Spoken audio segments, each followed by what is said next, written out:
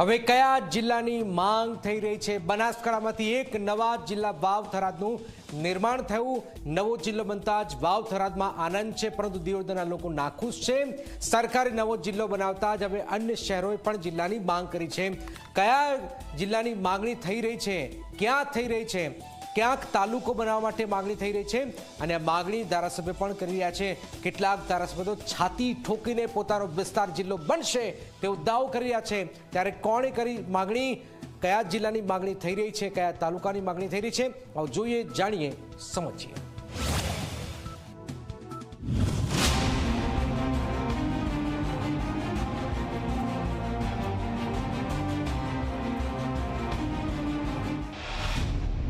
ગુજરાતમાંથી ઉઠી નવા જિલ્લાની માંગ.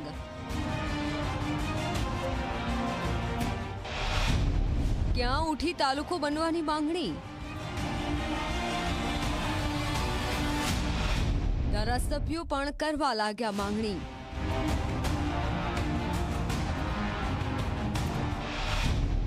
વાવ થરાદ બાદ કયો બનશે જિલ્લો? નવા તાલુકા પણ આપશે સરકાર. ગુજરાત સરકારે થોડા સમય પહેલા જ વાવ થરાદ જિલ્લાનું નિર્માણ કર્યું. બનાસકાંઠા જિલ્લાના 2 ભાગ કરી નવો જિલ્લો બનાવવામાં આવ્યો. આ નવા જિલ્લાના સમર્થન અને વિરોધમાં આંદોલન થયા. થરાદ અને વાવમાં ખુશીનો કોઈ પાર ન રહ્યો. સ્થાનિકો અને રાજનેતાઓએ રાજ્ય સરકારનો આભાર માન્યો. તો કાંકરેજ, ધાનેરા અને દિયોદરમાં બજારો સજ્જડ બંધ રહ્યા. ઉગ્ર વિરોધ પ્રદર્શન કરવામાં આવ્યું અને નવા જિલ્લાનો વિરોધ કરવામાં આવ્યો.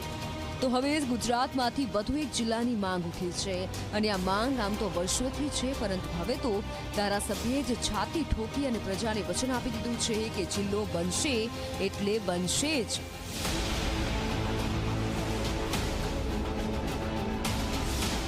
અમે વાત કરી રહ્યા છીએ વિરમ ગામની.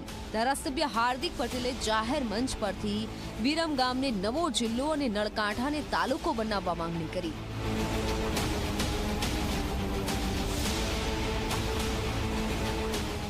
વસ્તી ગણતરીનો સમય જ્યાં દેશમાં વસ્તી ગણતરી થશે ને વસ્તી ગણતરી પૂર્ણ થશે પછી જિલ્લાઓ નવા બનાવવા માટેની પ્રક્રિયા બનશે. ઘણા બધાના મનમાં એવું હોય છે કે થરાદ કેમ બની ગયો હતો, તો તમારા બધાને ધ્યાને મૂકું કે બનાસકાંઠા 4 જિલ્લાઓ બની શકે એવડો મોટો જિલ્લો છે. એટલા માટે એને અત્યારે ના છૂટકે જિલ્લો બનાવવો બહુ જરૂરિયાત હતી. પણ આપણો વિરમગામ જિલ્લો બનશે અને વિરમગામ જિલ્લો બનશે તો આપણો નળકાંઠા તાલુકો બનશે. છાટી ઠોકીને આજ તમને કહીને જઉં છું. અને આપણે બધાએ જે કર્યું છે દમ મારીને જ કર્યું છે. આટલા વર્ષોથી અહીંયા ચૂંટણી થતી હતી, કોઈ 5000 જીતતું નતું. આ કાંઠાવાળાને બધા કામે લાગી ગયા, 52,000 જીતાડી દીધો.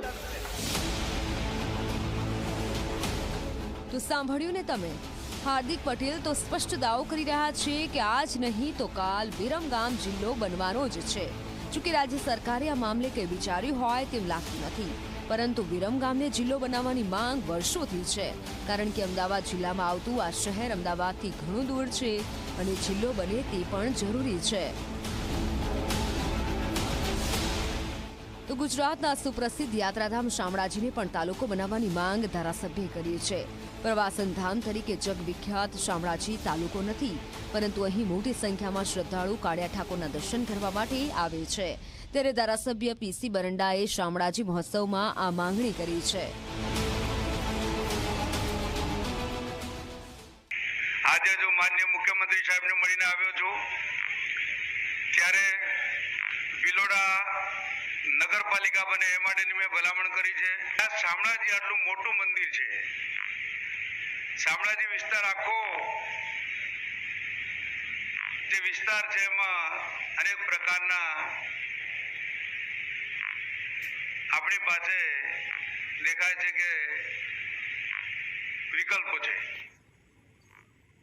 ત્યારે આજે માનનીય મુખ્યમંત્રી શ્રી પાસે જઈ અને શામળાજી તાલુકો બને એ માટેની દરખાસ્ત પણ કરી છે. બરંડાનો દાવો છે કે જો શામળાજીને તાલુકો બનાવવામાં આવે તો શહેરનો સારો વિકાસ થઈ શકે. સાથે સ્થાનિક લોકોને મોટા પાયે રોજગારીનું સર્જન પણ થઈ શકે.